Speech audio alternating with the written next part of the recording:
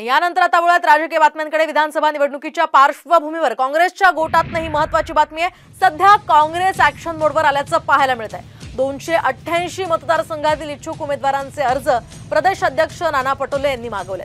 त्यामुळे काँग्रेसने आता स्वबळावर लढण्याची तयारी तर सुरू केली नाही ना, असा सवाल सध्या उपस्थित होताना दिसतोय। तर 10 ऑगस्ट पर्यंत अर्ज पाठवण्याच्या सूचना इच्छुकांना काँग्रेसकडून देण्यात आलेल्या आहेत। तसंच बंडखोरी टाळण्यासाठी अर्जांसोबत हमीपत्र सुद्धा मागवण्यात आलंय। नेमके या संदर्भातली काय माहिती आपण सविस्तर जाणून घेऊयात। 288 मतदारसंघातील इच्छुकांचे अर्ज काँग्रेसने आता मागवलेत।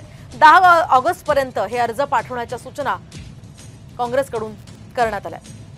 तर इच्छुक उमेदवारांना 20,000 पक्षनिधी द्यावा लागणार आहे।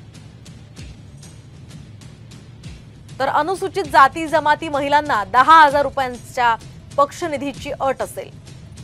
शिवाय बंडखोरी टाळण्यासाठी इच्छुक उमेदवारांना हमीपत्राची सुद्धा अट टाकण्यात आली आहे। या संदर्भात आपण अधिक माहिती जाणून घेऊयात आमचे प्रतिनिधी पराग ढोबळे यांच्याकडून। पराग, काय सांगाल? एकूणच आता विधानसभेच्या पार्श्वभूमीवर काँग्रेस ॲक्शन मोडवर आल्याचं दिसतंय आणि या सगळ्या 288 मतदारसंघातनं त्यांनी जे अर्ज मागवलेत त्यामुळे काँग्रेस स्वबळावर लढणार असल्याची सुद्धा शक्यता आहे। चर्चा सुरू झाली आहे, काय अधिकची माहिती या संदर्भात?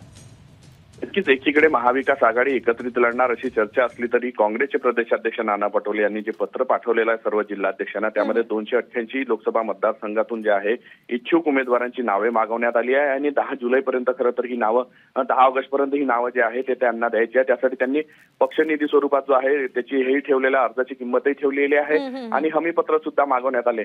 कुठेतरी महाविकास आघाडीसोबत लढत असताना स्वबळाची मात्र चाचपणी जी आहे ती करताना दिसून येत आहे। स्वबळावर लढणार का अशा पद्धतीची तयारी सुद्धा काँग्रेस करताना दिसून येते आहे। कारण की 288 मतदारसंघामधून कोण उमेदवार असले जर इच्छुकांची यादी मागवली तर नक्कीच कुठेतरी या सगळ्यामधून महाविकास आघाडी एकत्रित लढेल की काँग्रेस स्वपक्षाची जी आहे स्वबळाची तयारी करते आहे यावर आता सगळ्याचं लक्ष असणार आहे। नक्कीच पराग, हे पाहणं अतिशय महत्त्वाचं असणार आहे। धन्यवाद तुम्ही दिलेल्या या सविस्तर माहितीसाठी।